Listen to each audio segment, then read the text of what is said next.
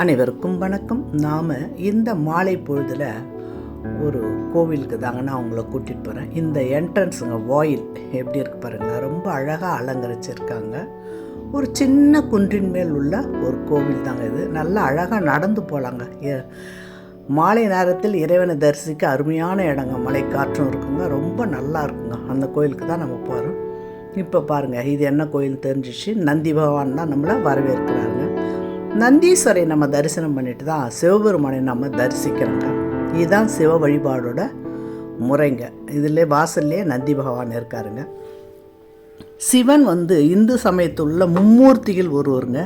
பிறப்பும் இறப்பும் இல்லாத பரம்பொருள் என்பதால் இவரை பரமசிவன் என்றும் கூப்பிடுவாங்கங்க. தனது உடுக்கையிலிருந்து படைத்தல், காத்தல், அழித்தல், மறைத்தல், அருளல் என 5 பணிகளையும் இந்த சிவபெருமான் செய்கிறாருங்க. அதிலிருந்து தான் ஓம் என்ற பிரணவ மந்திரத்தை உருவாக்கினாருங்க. கடவுள்கள் ஊழி காலத்தில் இவர் மட்டுமே நிலைத்திருப்பார். அதனால் இவரை சதாசிவன் என்றும் அழைப்பார்கள். எவ்வளோ அழகாக இருக்குது பாருங்கள், போக வர பாதையெல்லாம். சிவன் என்றாலே தமிழில் சிவந்தவன் என்று பெயருங்க. வடமொழியில் சிவம் என்றால் சொல்லுக்கு முழுமையானவர், அதாவது மங்களகரமானது என்று பல பொருள்கள் உள்ளதுங்க. சிவபெருமான் எந்த காலத்திலும் கோயில்கள் வந்துட்டுங்க. யோக நிலையில் இருப்பதால் இவரை யோகி என்றும் சொல்வார்கள்.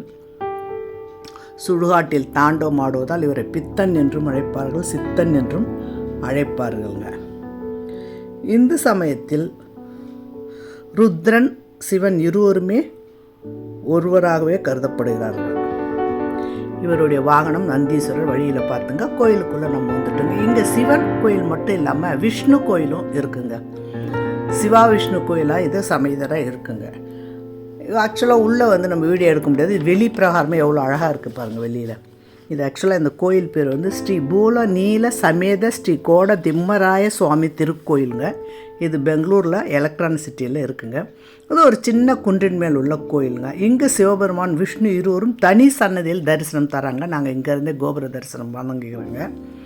இக்கோயிலை கட்டியது யார் என்பது தெளிவான குறிப்பும் இல்லைங்க. இங்கே கௌதம மகரிஷி தியானம் செய்தபோது லக்ஷ்மி தேவியும் மற்றும் பத்மாவதி தேவியாருடன் கௌதம முனிவருக்கு காட்சி தந்ததாருங்க. இந்த இடத்துல காட்சி தந்தாருங்க. திம்மராய சுவாமி என்று இவரை சொல்கிறாங்கங்க.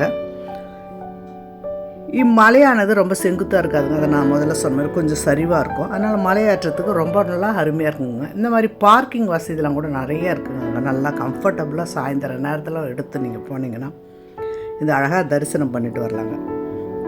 இந்த கோயில் எங்கே இருக்குன்னா பன்னார்கட் சாலையோடு இருக்குங்க. எலக்ட்ரானிக் சிட்டியிலேருந்து இந்த சாலை இணைக்குதுங்க. அதனால் இந்த சாலை எப்பயுமே பரபரப்பாகவும் கூட்ட நெரிசலாகவும் இருக்குங்க. இந்த ஆக்சுவலாக இந்த இருக்கிற கிராமம் பேர் பெட்டன்ன தாசனபுரம். இந்த பெங்களூரில் எலக்ட்ரானிக் சிட்டியில் பெட்டன்ன தாசனபுரம் என்ற கிராமத்தில் உள்ளதுங்க. நீங்கள் எங்கே போனீங்கன்னா கண்டிப்பாக இந்த கோயிலை ரொம்ப மன நிம்மதியானவர்கள் பாருங்களேன், எவ்வளோ ப்ளசண்ட்டாக இருக்குது மாலையில் பார்க்குறதுக்கு. அதனால் சிவ தரிசனமும் விஷ்ணு தரிசனமும் ஒரு சேர நம்ம இங்கே தரிசிக்கலாங்க. இந்த வீடியோ கண்டிப்பாக உங்களுக்கு பிடிச்சிருக்கோம். மறக்காமல் என் சேனலை சப்ஸ்கிரைப் பண்ணுங்கள், லைக் பண்ணுங்கள், ஷேர் பண்ணுங்கள், கமெண்ட் பண்ணுங்கள். பக்கத்தில் பெல் ஐக்கானை கிளிக் பண்ணுங்கள். பாருங்கள் அந்த ரோடு எப்படி இருக்கு பாருங்கள். இந்த ரோடு தான் பன்னாரிகட் சாலையோட ஜாயின் பண்ணுதுங்க. எனக்கு இந்த இடத்துல பாருங்கள் நந்தீஸ்வரர் அழகாக இருக்கார் பாருங்கள்.